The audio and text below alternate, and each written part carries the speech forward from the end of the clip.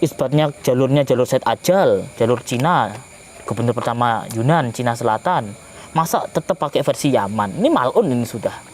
Malun ini sudah dilaknat ini. Sejarah itu harus mengikuti isbat nasab. Sedangkan nasab tidak harus ikut sejarah. Apa katanya Kiai Imad? Mana bukti kitab sezamannya? Bukan mana artefaknya. Mana kitab sezamannya? Mari kita bisa untuk duduk bersama untuk mencari kebenaran, bukan mencari solusi yang di situ nantinya akan mengerucut kepada keinginan, ya. Keinginan kita ke sini, jangan sampai seperti itu, tapi untuk mencari sebuah kebenaran.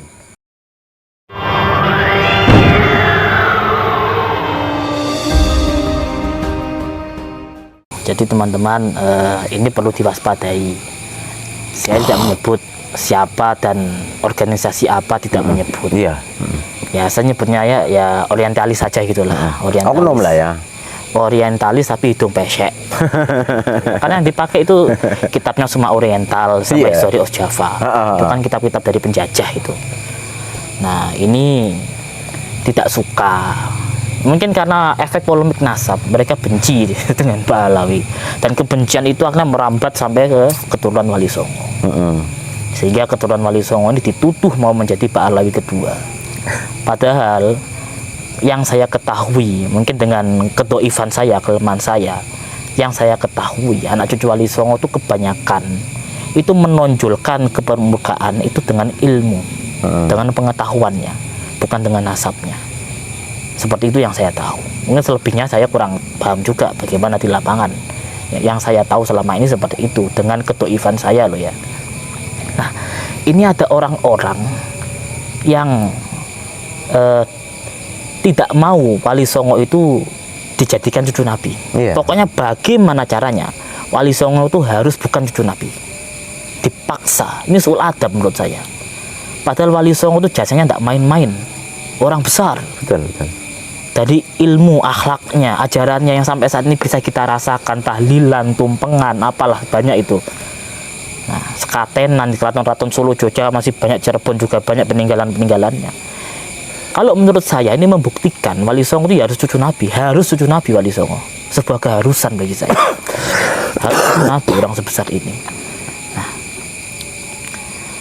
lalu ini tidak terima karena ada sebuah rasa iri dengan organisasi pencatat nasab yang resmi di Indonesia, Nakobah, yang menaungi anak cucu Wali Songo. Tapi saya di sini bicara secara pribadi. Secara pribadi ya. Berarti mohon maaf saudara, beliau menanggapi tentang hal ini yang tadi ada beberapa oknum yang akan memangkas dzurriyyah Wali Songo ini ke Kanjeng Nabi ya. Ini adalah tanggapan ataupun secara pribadi beliau ya, bukan mengatasnamakan lembaga yang sedang beliau berkhidmah di dalamnya. Oke, monggo lanjut Gus. Jadi orang-orang ini, orang orientalis hidung pesek ini, ini ya sudahlah mengatakan seperti ini. Ya sudahlah, Wali Songo itu tidak harus cucu Nabi. Tidak apa-apa Wali Songo bukan cucu Nabi. Wali Songo itu mu'alaf semuanya. Islamnya Wali Songo dari pedagang. Jadi ada pedagang-pedagang Islam Arab datang ke tanah Jawa. Wali Songo dituduh nyembah batu, terus diislamkan, terus Wali Songo semangat berdakwah ke tanah Jawa. Nah, lalu kakeknya Wali Songo ini ada dalam sebuah, saya nggak menyebut versi sejarah mana ya, itu disebutkan dia itu mu'alaf. Jadi kalau nggak Wali Songo ya kakeknya yang mu'alaf. Intinya Wali Songo tuh leluhurnya, kalau nggak Wali Songo sendiri itu mu'alaf, bukan cucu Nabi. Dan pendakwah itu tidak harus cucu Nabi menurut mereka. Ini soal adab sekali loh menurut. Ini bahaya ini. Ini lebih berbahaya dari kesombongan Pak Alawi. Karena memangkas Wali Songo, menjadikan Wali Songo bukan cucu Nabi, padahal sudah diisbat di Nakobah internasional. Ini adalah hal tolol yang paling tolol yang pernah ada di dunia ini. Sepengetahuan saya seperti itu. Jadi orang-orang ini berpendapat dengan apa ya, dengan seenaknya mereka. Ya karena yang dipakai itu Suma Oriental sama History of Java. Nah ini yang harus dipahami ya, yang harus disampaikan kepada masyarakat itu Gus. Rujukan yang dipakai oleh sebagian orang-orang yang seperti itu, ini mungkin secara detail mereka itu mengambil dari mana saja. Mereka ya Suma Oriental, History of Java. Siapa pengarang Suma Oriental itu? Tom Pires. Orang Portugis, penjajah Tom Pires itu. Tapi dikatakan, oh ini kitab sezaman. Ya memang Tom Pires itu hidupnya di zaman Wali Songo, zaman-zaman awal, betul memang. Tapi kan mereka kesini sebagai Portugis, sebagai penjajah. Masa bisa dipercaya? Apa penjajah itu nggak ada kepentingan? Ya, pasti ada kepentingan. Pasti itu. Mereka akan mempelajari budaya dan juga kebiasaan lah ya, adat dan budaya warga yang mereka datangi ya, bumi yang mereka pijak yang nantinya akan mereka pelajari untuk bisa masuk ikut apa ya, bisa dikatakan apa Gus, mereka bisa masuk ke mereka gitu loh, bisa yang akhirnya ya adalah tujuan untuk menguasai gitu loh. Lalu berikutnya yang sering dipakai itu History of Java. Siapa penulis History of Java itu? Thomas Raffles, orang Inggris, yang dikatakan Thomas Raffles itu penemu Candi Borobudur. Padahal Candi Borobudur menjadi legenda di tanah Jawa, bukan penemu ya, sama seperti mengatakan Christopher Columbus itu penemu benua Amerika. Padahal di Amerika sudah ada orang-orang Indian seperti itu. Jadi kitab-kitab penjajah seperti ini dijadikan rujukan dan dianggap sebagai kitab sezaman. Padahal di kalangan Wali Songo sendiri ini ada satu kitab yang mereka tuh suka membantah. Tapi ketika di cross check di lapangan ini pas. Dan ketika diajukan syahadah isbat kenaku bahasa leluhur, cocok. Ini kitabnya adalah kitab Serat Wali Sana yang ditulis oleh Raden Ibrahim Zainal Abidin Sunan Dalem bin Sunan Giri, putra pertama Sunan Giri. Nah, jadi ini kitab sezaman Wali Songo itu ya yang ini, bukan cuma Oriental sama History of Java. Lalu apa tuh kaitannya mereka? Ini kepentingannya tuh apa tuh? Ingin menaturalisasi Wali Songo tuh apa sebenarnya kepentingannya? Jadi saking bencinya mereka dengan Pak Alawi, ya, karena polemik nasab inilah, ini sampai membuat mereka itu apa ini anak cucu Wali Songo, nggak usah ngaku-ngaku loh. Anak cucu Wali Songo tuh ngakunya pakai syahadah bro, pakai ilmu, pakai pondok pesantren, nggak ngaku pakai buku lokal seperti itu, ndak ngaku pakai syahadah internasional, diakui di internasional, ngakunya seperti itu. Lah kalau Pak Alawi mungkin, mohon maaf, sepengetahuan saya ya ini, sepengetahuan saya itu belum ada syahadah dari internasional, sepengetahuan saya. Lah kan anak cucu Wali Songo, aturan Wali Songo ya sah-sah saja kalau dia punya syahadah, sah-sah saja menurut saya. Tapi dipangkas, wah ini nanti jadi Pak Alawi ketua, tidak mungkin kalau menurut saya, tidak mungkin. Nah ini kan yang harus diberikan wawasan, jangan sampai yang saat ini sedang bersama-sama untuk berjuang menjaga keutuhan bangsa ini dari para provokasi ataupun provokator yang mengatasnamakan sebagai cucu Nabi ini, Bu ya, jangan sampai melebar kemana-mana gitu loh Gus ya. Jangan sampai melebar ke masalah-masalah yang lain, fokuslah ke sana. Tapi kan aneh gitu loh. Anehnya gimana? Anehnya adalah setelah mereka saking bencinya seperti yang Anda sampaikan tadi, bencinya kepada Pak Alawi, terus mereka apa mungkin ini ini baru kemungkinan ya Gus, mungkin ada jawaban dari jenengan. Apakah ada rasa iri mereka ingin diakui sebagai cucu Wali Songo, tapi di lembaga yang pencatat nasab Wali Songo ini disuruh untuk menyodorkan ya dari manuskrip ataupun sejarah ataupun yang lainnya sebagai syarat untuk nanti mendapatkan pengesahan nasabnya, ini tidak bisa apa atau memang tidak ada gitu loh Gus. Jadi ada dua hal. Yang pertama itu tidak pede. Nggak pede. Tidak pede karena dia bukan pacar laki-laki. Oh, oke. Padahal Wali Songo itu mengakui, dari atas tuh mengakui, secara keseluruhan mengakui laki-laki perempuan di manuskrip itu semua ditulis. Wali Songo tidak harus jadi keturunan Wali Songo, tidak harus pacar laki-laki. Perempuan pun juga masih diakui. Bisa diisbat loh perempuan itu. Bisa diisbat. Narkoba internasional. Bisa. Naat pun juga bisa mengisbat keturunan Wali Songo jadi jalur perempuan. Menerima Wali Songo itu. Oke. Jadi nggak mengkultuskan harus laki-laki enggak. Nah, terus problem yang kedua, ini mengada rasa tidak suka, tidak terima lah intinya. Nggak terimanya dari mana, guys? Ya karena kemarin kan viral di muktamar itu, muktamar Naat. Naat satu bisa mendatangkan nakib Pakistan, heboh. Terus yang kedua, hasil risetnya Naat menunjukkan bahwasanya Syekh Jumadil Kubro, ayahnya, kakeknya, buyutnya, ini memang migrasinya ke Cina. Dan mereka, wah apa ini Cina negara komunis kok diarahkan situ loh. Jangan lihat Cina sekarang, lihatlah Cina di zaman Jumadil Kubro. Kalau Cina hari ini ya komunis. Iya.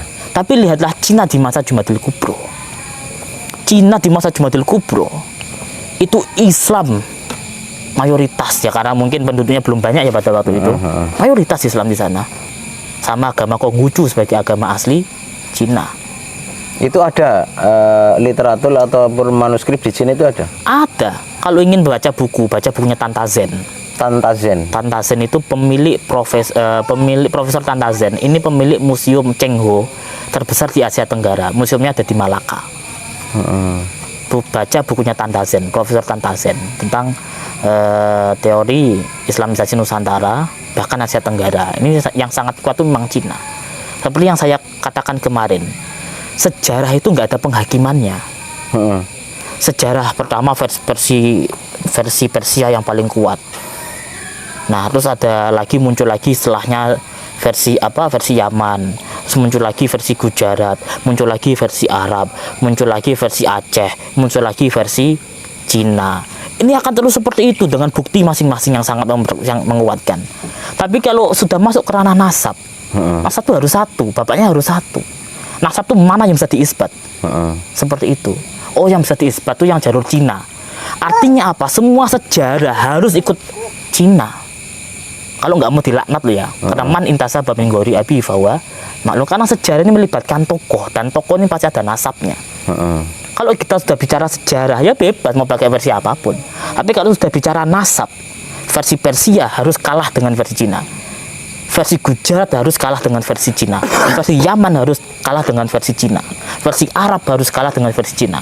Versi Aceh harus kalah dengan versi Cina. Karena yang diisbat itu jalurnya jalur Cina. Artinya teori Islamisasi Nusantara yang paling kuat ini adalah jalur Cina, sesuai isbat juga, bukan hanya versi-versi. Seperti itu. Nah, lalu ada rasa tidak suka di sini. Oh, mana bukti sejarah di Champa Vietnam? Mana Islam di sana? Loh, jangan lihat Vietnam saat ini.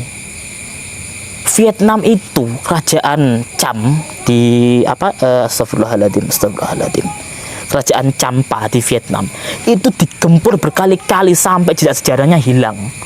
Tidak berbekas sama sekali. Nggak ada sisa-sisa. Tidak tersisa sama sekali.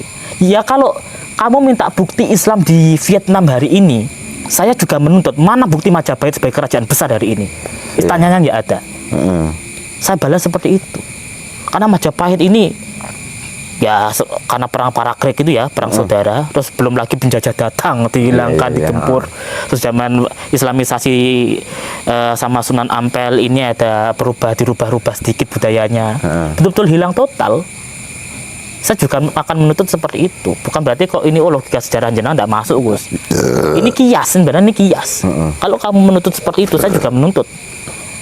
Kalau kamu mengatakan kerajaan Champa di Vietnam itu bukan kerajaan Muslim, saya juga akan mengatakan kerajaan Majapahit itu fiktif karena tidak ada buktinya sama sekali. Cuma candi-candi. Siapa yang bisa menjamin itu dari Majapahit? Masa cuma lewat tes karbon? Seperti itu saja. Oke. Yang menurut dari penelusuran panjenengan, Gus, yang menguatkan bahwa Wali Songo itu dari migrasinya ke Cina. Ya, karena kan kalau ini dari sejarah ini kan berbagai macam versi ya, versi yang begitu banyak dan begitu ya bermacam-macam, dan mereka juga membawa data pendukung yang mereka anggap itu kuat ya. Nah, ini dari penelusuran panjenengan bahwa migrasi Islamisasi ke Nusantara itu adalah melalui daratan Cina ya, melalui daratan Cina. Ini yang menguatkan sampai ke masalah nasab. Ini apa saja? Jadi kita tuh tidak asing dengan istilah jalur sutra. Nah, itu kan jalur perdagangan dari Arab ke Iran, ke Asia Tengah, itu nanti ke Cina, terus ke Asia Tenggara, lewat Vietnam, lalu ke Thailand, ke Kelantan, lalu ke Nusantara. Kita tidak pernah asing dengan namanya jalur sutra. Nah, lalu jadi jalur migrasi ini bukan hanya sebatas teori-teori saja. Tapi ketika dibuktikan melalui DNA, itu memang arahnya itu jalur sutra. Dari Arab ke Iran, Asia Tengah, ke Pakistan, ke Cina, lalu ke Vietnam, dari Vietnam ke Thailand, dari Thailand ke Kelantan, ke Semenanjung Melayu itulah, lalu ke Nusantara. Bukan hanya sebatas teori saja, lewat DNA pun migrasinya seperti itu. Artinya apa? Dari sains ilmiah yang katakan DNA ini paling ilmiah ya mungkin untuk beberapa orang, beberapa kaum saat ini itu mengatakan migrasi Wali Songo itu dari Cina memang migrasi saja. Migrasi kan bebas mau dari mana saja. Yang penting bukan dari Yaman dan bukan dari Israel. Cuman kan seperti itu. Kadang ada orang yang mengatakan gini, Gus, tidak mungkin leluhur Wali Songo itu dari Cina. Ini yang mungkin bisa harus diberi pemahaman bahwa itu adalah peta migrasi itu kan. Ya, ini seperti mengatakan seperti ini saja Imam Bukhari. Ya, nanti saya kalau salah mohon dikoreksi ya. Ini Imam Bukhari ini pernah ada riwayat mengatakan kakeknya itu orang Majusi. Saya pernah mendengar bahwasannya Imam Bukhari itu merupakan keturunan Majusi. Beberapa ulama berpendapat demikian. Meskipun saya mendengar juga dari kalamnya teman saya dari gurunya lagi, dari gurunya seperti itu. Saya sendiri juga belum tahu referensinya kitab apa. Dan teman saya yang pertama kali mengatakan seperti itu langsung saya bantah. Oh, masa seorang yang penghimpun hadis, penghimpun kalam Nabi, ini keturunan Majusi. Seperti itu. Iya.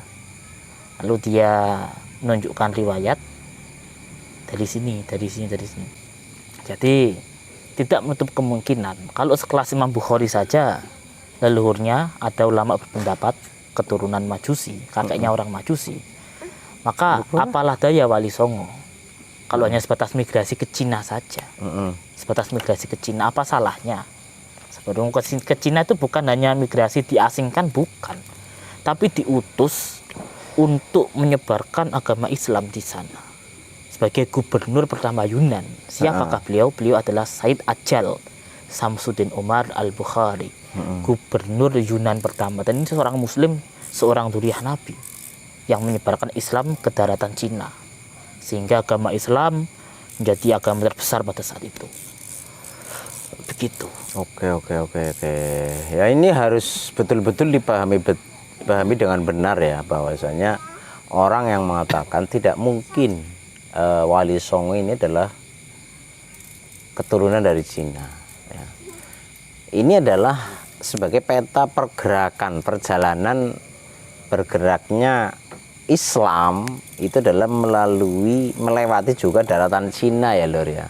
Jadi secara otomatis karena beliau bermukim sebagai gubernur Yunan gitu kan, Cina ya, otomatis kan turun temurun dari beliau sampai juga bergerak nanti ke Nusantara. Ini harus dipahami betul ya Lur. Oke Gus, ini penjelasan yang sebenarnya sudah cukup gamblang, dan semoga ini bisa mengkanter ya dari suara-suara teman-teman saudara-saudara kita yang mengatakan kurang etis lah ya, bahwa tidak perlu, tidak apa-apa, tidak usah dzurriyyah Wali Songo ini ternisbatkan ataupun nasabnya kepada Kanjeng Nabi gitu kan. Padahal sudah jelas-jelas itu memang isbat nasab Nakobah Internasional sudah mengeluarkan isbatnya kepada dzurriyyah Wali Songo yang ada di Nusantara, kan seperti itu Gus. Betul. Untuk yang selanjutnya Gus, sebagai closing statement kita pada pertemuan kali ini ya, dengan punya saran, kritik ataupun kewaspadaan yang harus disampaikan kepada saudara-saudara kami sebangsa senusantara dari segala polemik nasab dari Pak Alawi hingga masuk ke ranah saudara-saudara kita sendiri ini ya, yang mengotak-atik ataupun mencari berbagai macam artefak ini bisa dijadikan sebagai isbat nasab ini guys, monggo. Ya, saya tidak menyalahkan kalau memang itu arahnya ke sejarah, boleh-boleh saja. Tapi ingat, sejarah itu harus mengikuti isbat nasab. Sedangkan nasab tidak harus ikut sejarah. Sejarah, kenapa kok sejarah harus ikut isbat nasab? Karena sejarah ini mempunyai tokoh. Iya. Dan tokohnya harus diisbat di Nakobah. Kalau isbat dari Nakobah ini jalurnya jalur Yunan, jalur Cina, ya sejarahnya harus ikut Yunan dong. Kok isbatnya ke Yunan, kok masa sejarahnya pakai versi Persia, kan ya tidak mungkin. Ini kan mal'un, dilaknat nanti sudah. Wong isbatnya jalurnya jalur Said Ajal, jalur Cina, gubernur pertama Yunan, Cina Selatan. Masa tetap pakai versi Yaman? Ini mal'un, ini sudah. Mal'un ini sudah dilaknat ini. Lalu mengenai artefak, sebenarnya saya sendiri juga mulai belajar mengenai hal itu ya. Ini memang sangat menarik untuk digali, tapi perlu juga agak hati-hati karena artefak itu biasanya adalah sesuatu hal yang kalau dalam silsilah atau dalam Islam itu lebih ke nisan. Dan di nisan itu namanya itu nggak disebut banyak, hanya beberapa kemiripan-kemiripan saja, seperti itu. Contoh mirip dengan daerah ini, oh langsung dituduh, oh, berarti orangnya dari sini. Iya, ini kan seperti itu. Nah ini tidak bisa seperti itu. Untuk urusan silsilah harus wajib fardhu ain kembali ke naskah, nggak bisa pakai arkeolog. Karena arkeolog itu bukan data primer kalau menurut saya ya. Menurut saya pribadi arkeolog itu bukan data primer dalam sebuah kajian ilmu nasab. Tapi mungkin bisa dijadikan sebagai data penguat Atau pendukung. Ya, tapi kalau tidak bisa pendukung. menguatkan ya harus jangan dipakai. Ditinggalkan gitu kan. Ditinggalkan. Contoh seperti ini. Kalau kita mengedepankan artefak ini sih dalam masa polemik nasab. Maka orang-orang yang membatalkan nasab Ba'alawi, ini nasab Ba'alawi tidak jadi batal bisa loh. Karena artefaknya Ubaidillah, Imam Ubaidillah bin Ahmad Al-Muhajir. Ini banyak sekali di Yaman. Ya meskipun beberapa orang mengatakan itu palsu, itu tidak asli. Sumurnya ada, rumahnya ada, masjidnya ada, peninggalannya ada semua. Kalau mengedepankan artefak, pembatal nasab Ba'alawi ini nasabnya Ba'alawi tidak jadi batal. Makanya apa katanya Kiai Imad? Mana bukti kitab sezamannya, bukan mana artefaknya. Mana kitab sezamannya, bukan mana artefaknya. Seperti itu. Ingat, sejarah harus ikut nasab yang diisbat. Nasab tidak harus ikut sejarah. Seperti itu. Oke, yang terakhir Gus, yang terakhir. Uraian untayan kata-kata indah dari panjenengan untuk saudara-saudara kita, agar jangan sampai terjadi, walaupun perbedaan itu harus ada, tapi jangan sampai terjadi sebuah gontok-gontokan adu fisik. Yang terakhir monggo. Ya, ikhtilaful ummah rahmah. Perbedaan pendapat di antara umat ini sebuah rahmat, kasih sayang Allah. Yang mana namanya rahmah, ini kan sebuah kasih sayang. Betul. Ini harus kita saling mengerti, saling memahami. Oh, mungkin dia pakai versi ini karena ini. Mungkin dia pakai versi itu karena itu. Jadi ya boleh-boleh saja kamu menggunakan versi Yaman, versi Persia, sejarah versi Aceh, sejarah versi India, Bangladesh atau Arab sekalian, itu boleh. Tapi ingat, nasab ini adalah ilmu tunggal. nasab ini ilmu tunggal. Karena setiap manusia pasti punya satu bapak. Betul. Nggak mungkin manusia punya dua bapak ini. Iya, iya. Wah, ini kalau dibahas lebih dalam agak LGBT nanti, kurang etis lah. Manusia pasti punya satu bapak dan satu ibu. Punya dua orang tua. Nah, dua orang tua ini mempunyai 4 nenek. Setiap manusia mempunyai 4 nenek ya. Nah, setiap manusia juga mempunyai 8 buyut. Setiap manusia juga mempunyai 16 canggah. Betul. Setiap manusia juga mempunyai 32 kakek wareng. Setiap manusia juga pasti mempunyai 64 kakek utek-utek. Maka untuk menghasilkan seorang kita, melahirkan seorang kita, ini ada 64 kisah cinta kakek kita yang mereka lewati sampai kita lahir hari ini. Jadi bisa jadi karena hari ini kita berbeda pendapat, di kakek yang entah keberapa ini kita bersaudara. Artinya ingat, sebuah perbedaan pasti ada, tapi tetap depankan kasih sayang. Jangan sampai mengatakan naturalisasi Wali Songo. Wali Songo bukan cucu Nabi, tidak apa-apa. Yang penting asli Nusantara, itu jangan sampai diucapkan. Jangan sampai diucapkan. Jadi orang-orang, mohon maaf ya, kaum-kaum yang mau menaturalisasi Wali Songo, ini sebaiknya segera berhenti dan tobat sebelum Allah menurunkan bala ke kalian-kalian semua.